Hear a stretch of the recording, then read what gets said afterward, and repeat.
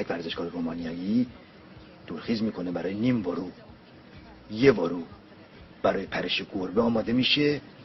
داورا نفس در سینه حبسه، دورخیز کرده روی خرک، میاد 3 گام بر میداره، نیم ورو پشتک گربه و 9 امتیاز باید داورا بهش بدن. اینجا خیلی زیبا.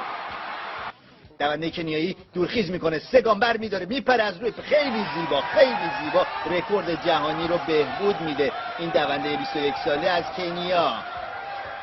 400 متر با منحنیت مدرش میکنیم. دونده کوبایی توی خط 5 جلو افتاده، دونده روس داره تعقیب میکنه، جلو میزنه ازش، دونده کنیایی و با مانع سوم رد میکنه توی خط 5 جونز و رکورد جهانی بهبود پیدا میکنه. باریکلا به این دونده 17 ساله از بلاروس. تمرکز میکنه، میاد روی پنجه کف پا موازی، خیلی دقت بالایی میخواد این کار. بلند میشه روی پنجه پا، قامتی کشیده داره و پا رو جفت میکنه، آماده است برای رها کردن دایو.